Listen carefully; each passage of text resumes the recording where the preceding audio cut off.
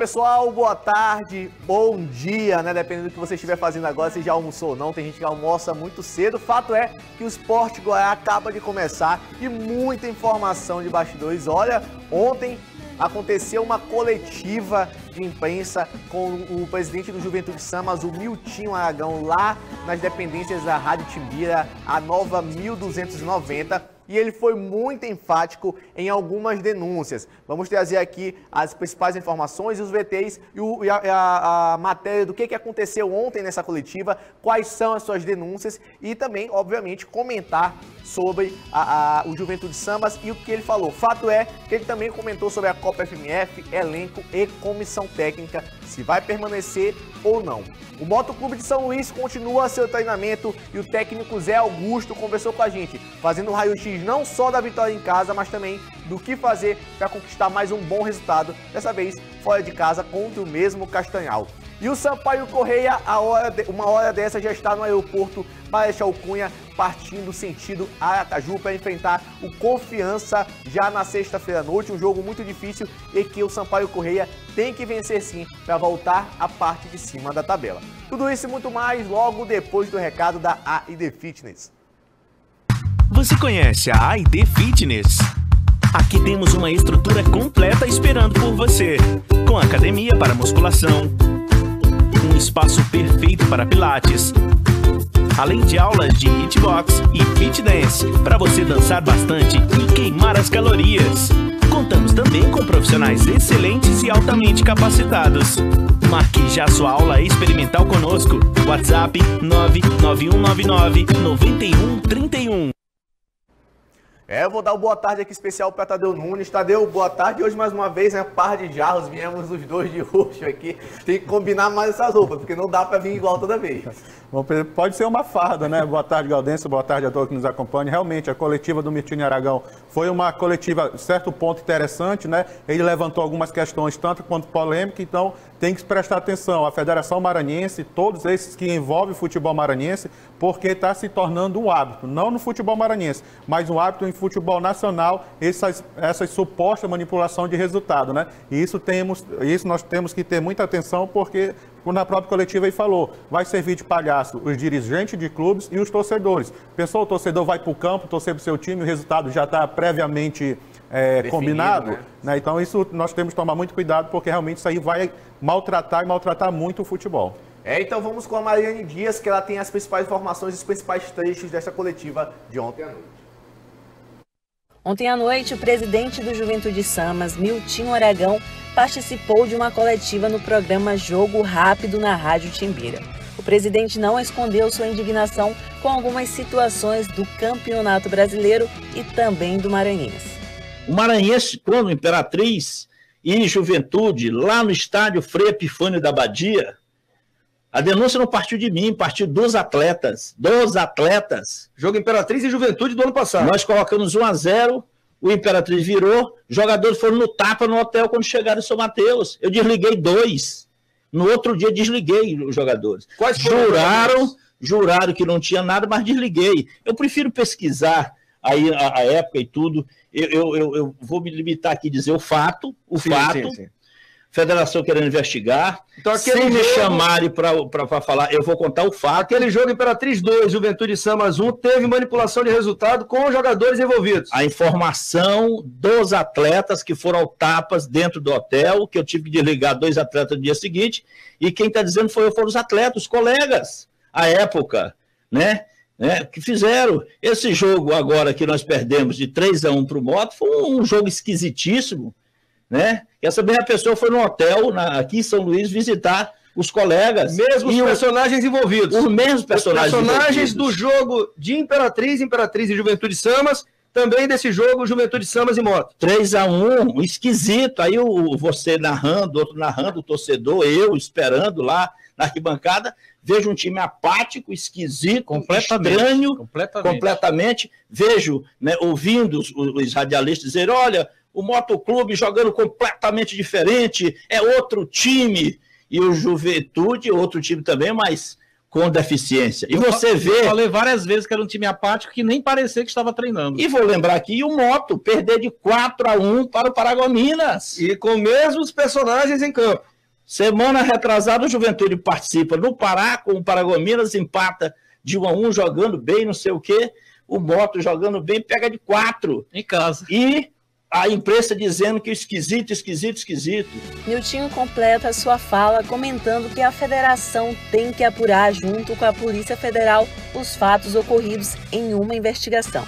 Deixa a gente desmotivado, a vontade que dá de largar o futebol do jeito que está, esquecer isso aí, para a gente fazendo papel talvez de palhaço, às vezes o torcedor fazendo papel de palhaço, né? Vibrando, torcendo sem saber o que está acontecendo nos bastidores. Então, eu começo e peço aqui, peço à federação, peço ao dirigente da CBF, que para o Campeonato Maranhense, faça um alerta geral, que determine a apuração desses episódios. Quem souber do que diga lá para o delegado, convoque os atletas que tiver para ouvir, faça a cariação. Esse é o papel. Porque fazendo isso, e alguém sair no mínimo respondendo a um processo, se puder prender melhor ainda, se tiver a certeza, vai inibir que outros do tipo aconteçam, apareçam no futebol. O comandante do Poraquê frisa na entrevista que algo deve ser feito pelo futebol maranhense. Cita uma avaliação geral e sugere seminários com a presença da imprensa, junto com o elenco e a comissão técnica dos times. Para poder dar uma sacudida nisso e a gente poder iniciar o ano que vem com outro olhar e colocar mesmo terror nisso, para quem queira pensar em repetir atos dessa natureza, pense 2 vezes. Rapaz, fortes palavras, tocar o terror nisso. O nisso que ele fala são essas denúncias, né, esses supostos envolvimento de jogadores, membros de comissões técnicas ou diretorias de clubes envolvendo resultados de partidas. O Miltinho Aragão, ele usa palavras muito fortes, né, mas o que me chama a atenção é que, em momento algum, ele apresenta provas ou nomes ou qualquer indício que seja de uma situação dessa, porque ele me falar que uma briga entre jogadores no vestiário é um indício de uma manipulação de jogo, eu sinto muito, não vou conseguir corroborar com ele, porque briga entre atletas acontece o tempo todo e por quaisquer motivos que sejam, dentro de campo ou fora de campo, mas que é fato que a manipulação de jogos acontecem principalmente na Série D, por ser uma competição deficitária economicamente, acontece. E ninguém vai fechar os olhos para isso. Aconteceu, por último, a situação com o Bacabal, que até hoje ninguém foi julgado, ninguém foi culpabilizado ou sequer processado. E vou começar falando pela frase do Miltinho, quando ele fala assim, a gente fica desanimado, dá vontade de largar. O Miltinho, ele é uma pessoa, um presidente de um clube que estava em ascensão, que está em ascensão. Então, ele está se doando muito. E todos os dirigentes, aí eu incluo o Natanel Júnior, o Sérgio Frota, o Paulo Campineiro, esses dirigentes, além de correr atrás de patrocínio para os seus clubes, eles também tiram dos dele, porque eu sei disso, isso acontece. Isso o torcedor não vê, também o torcedor não quer saber. O presidente está lá na frente, tem que investir, tem que correr atrás. E quando você está tirando do seu bolso, colocando no clube, para movimentar a paixão do torcedor, e quando tem esse resultado de jogadores, aí o cara está roubando da sua família para investir no time e o jogador está usando de má fé, fazendo manipulação de resultado. Então, quando ele fala que está à vontade de largar, eu fico preocupado, porque é uma pessoa que é um amante do esporte, é uma pessoa que, querendo ou não, contribui muito para o futebol maranhense. Eu já visto o Juventude, é um clube em ascensão que jogou já 2 campeonatos brasileiros e realmente isso tem que ser investigado. Agora, falar tem que provocar a Federação Maranhense, tem que provocar o Ministério Público, tem que provocar a Polícia Federal, tem que haver uma provocação por parte da vítima, da pessoa que está se sentindo lesado, para que esses órgãos competentes abram uma investigação. O que eu sei que tem nomes na lista que vão ser encaminhados para o Ministério Público e para a Polícia Federal. O que vai dar, eu não sei, mas pelo menos já é um grande início nesses supostos nomes que estão nessa lista, nessa relação que esses órgãos irão receber. Que assim seja e que isso possa passar longe do futebol maranhense. Eu confesso que eu esperava mais, né? A gente já tinha uma noção de que aconteceria essas denúncias no programa, na coletiva, né? Que usaram ali da plataforma da Rádio Timbira, junto com o grande Laércio Júnior, o Jalber Pereira também, que trabalham lá na Rádio Timbira, até mesmo o Alexandre Moraes, né? Que trabalha ali no marketing do Juventude Santos. Soares. O Alexandre Soares, né? Eu imaginava que, além das denúncias, algumas provas seriam apresentadas, né? Olha aqui, uma conversa de WhatsApp, não sei, qualquer coisa que desse um indício muito maior dessa situação. Infelizmente não aconteceu e o Miltinho, presidente do Juventude Samas, ele enfatizou em diversas formas que Caso ele fosse chamado a depor, ele ia contar os fatos. Mas, vou afirmar aqui, os fatos que ele alega que aconteceram sem provas, talvez não sejam fatos, sejam apenas boatos ou um disse-me-disse ali, que infelizmente pode ficar por isso. Mas se ele tiver prova e apresentar apenas um possível julgamento, uma possível apuração do caso, aí total razão a denúncia que se siga e os responsabilizados, os culpados sejam responsabilizados. No mínimo tem que apresentar testemunhas, né? Que viram, que ouviram algo desse tipo. Agora também eu não vou ser injusto, eu falei dos presidentes dos clubes. Isso também quebra lá com a comissão técnica, porque a comissão técnica, no caso do Juventude, Marcinho Guerreiro, estava fazendo bom trabalho, queria se classificar, aí com esses fatos, aí a torcida não quer saber. Nós da imprensa e a torcida não tem conhecimento, quem vai ser cobrado é a comissão técnica, o treinador, como se faz no Brasil. Aí os resultados negativos não vêm, aí coloca em xeque a competência da comissão técnica, mas mal sabendo nós e torcedores que o resultado está previamente manipulado. Então, a gente tem que analisar bem. Nem sempre, nesse caso, nem sempre, ou nem é culpa do treinador da comissão técnica, é culpa dessas pessoas que estão manipulando o resultado. Só para finalizar esse bloco do Juventude Samas, uma outra notícia foi sobre a comissão técnica. O técnico Marcinho Guerreiro, ele vai seguir com a comissão técnica, até o momento permanece no Juventude Samas, mas até onde a gente conseguiu apurar, não apenas pela coletiva de ontem, mas também nos bastidores, é que o técnico Marcinho Guerreiro não tem uma outra proposta, talvez melhor que a do Juventude Samas. Até então, a comissão do técnico Marcinho Guerreiro, o Marcinho, o Lucas Cantanhede e também o Fábio Nogueira, o preparador físico, permanecem para a Copa FMF. E isso é uma boa notícia para a torcida do Juventude Samas, porque é uma excelente comissão técnica. A gente vai para um rápido intervalo e na volta tem Moto Clube de São Luís e também Sampaio Correia.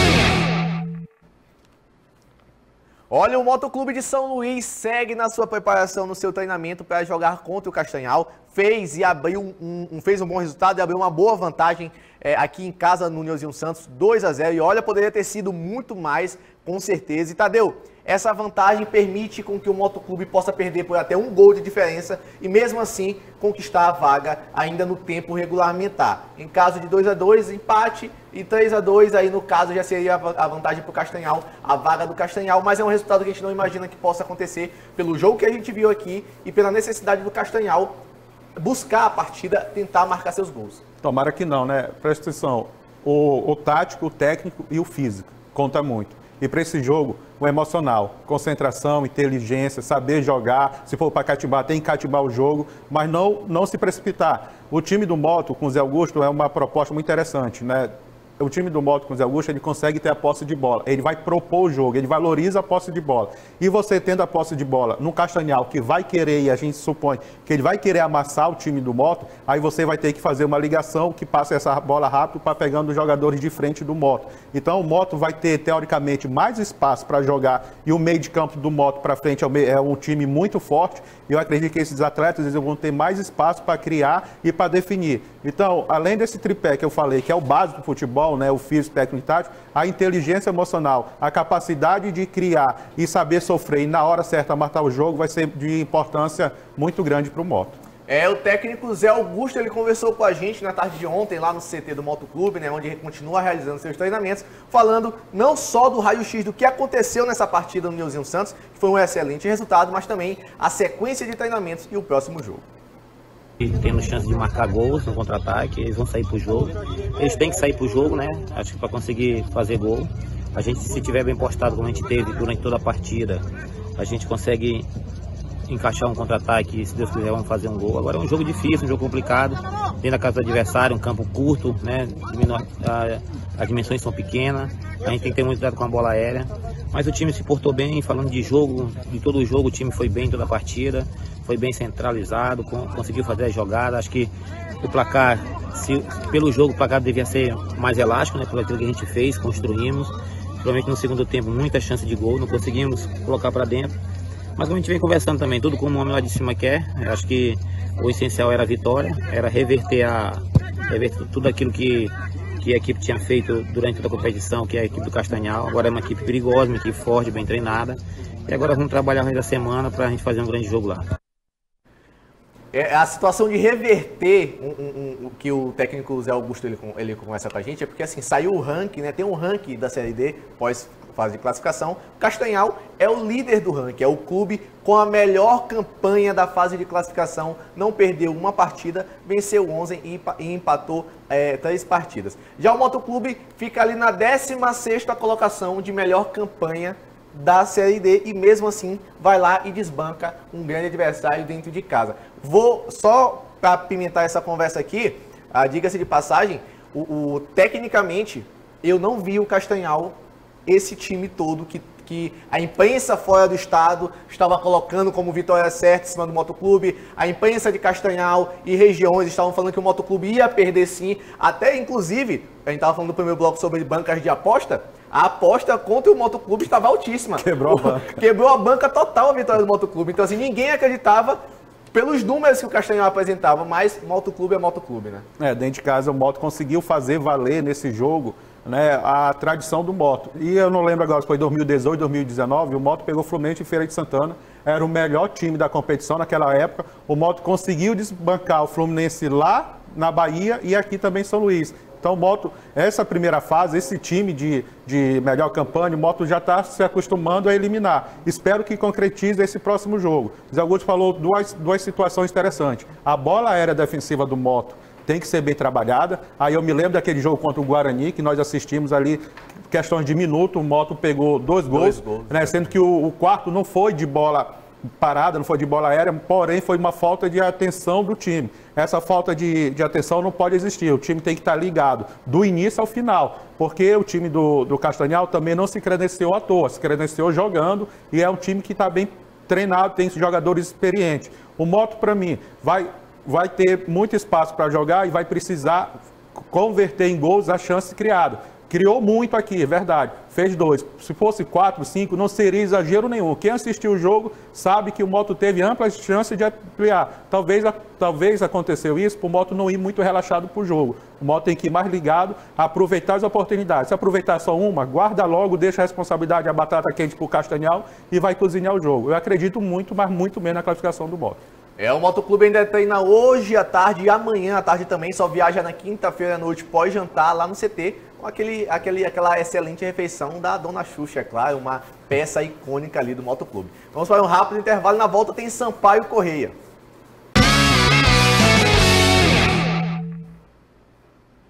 Voltamos a falar do Sampaio Correia e sem perder muito tempo vamos escutar ele, o volante Ferreira, um dos alicerces do Sampaio.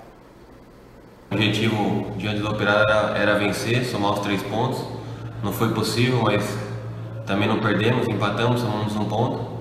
A gente vem jogando muito bem fora de casa, onde vem somando ponto, vem ganhando, vem empatando. Agora é focar, o jogo do Operário já passou, página virada, agora é focar na confiança e ir em busca dos 3 pontos que a gente perdeu em casa. Claro que sempre respeitando nossos adversários, sabemos que do outro lado tem uma equipe que está brigando pelo rebaixamento, mas a nossa situação no campeonato é melhor. Estamos a 5 pontos só do G4 e é disso que a gente vai em busca, de ir lá fazer um grande jogo, acertar o que tem que ser acertado nesses dias de trabalho, para a gente conseguir a vitória e se aproximar do G4 e quem sabe na próxima rodada, não nessa diante de confiança, mas a gente vencendo na outra, a gente já pode entrar no G4 e para não sair mais. Eu gosto desse tipo de pensamento do Ferreira, que assim, ele não pensa só no jogo contra o Confiança, mas ele tem certeza que se fizer um bom jogo contra o Confiança e vencer, na próxima rodada possivelmente já pode estar disputando uma vaga dentro do G4. Ou seja, é um jogador que entende não só o momento, o hoje, que é o jogo contra o Confiança, mas olha para frente e olha para o futuro. Sem trocadilho, a confiança do Sampaio é maior do que o próprio Confiança, entendeu? Então eu acredito que um jogo fora de casa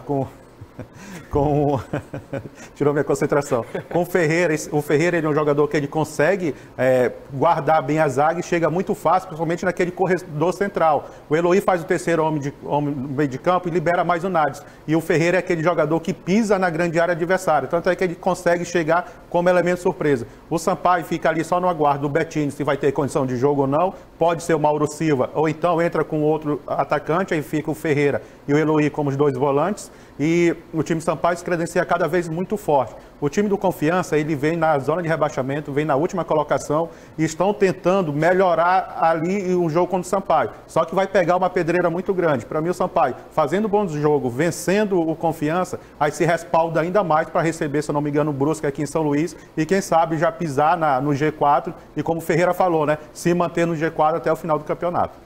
Uma novidade é o Léo Arthur, né, que é o novo contratado do Sampaio Corrêa, veio para o lugar do Daniel Costa, que foi defender o Manaus pela Série C. O meia atacante Léo Arthur tem 26 anos e estava por último no Oeste, onde fez 26 jogos e 6 gols. O detalhe é que o Sampaio Corrêa não divulga, né, o nome dos relacionados, mas as informações que nós temos é que Léo Arthur, além de assinar seu contrato oficialmente ontem à tarde lá no CT, já deu entrada no trâmite burocrático de cair no bid da CBF. Minha opinião é que Léo Arthur vai sim para o jogo, inclusive para o banco de reserva. Teve que ficar ali no banco, Nádio deve começar jogando e o Léo Arthur deve ter uma condição de jogo durante a partida. Excelente jogador, um jogador que vem para somar muito no Sampaio Corrêa. Na minha opinião, o Sampaio acertou com a contratação do Léo Arthur. Lembro muito dele no Fluminense, era um jogador muito insinuante, muito interessante e vai ajudar muito o Sampaio Corrêa. Com essas informações que o Sport Goiás finaliza por hoje. Amanhã estamos de volta com muito mais informação do seu esporte maranhense.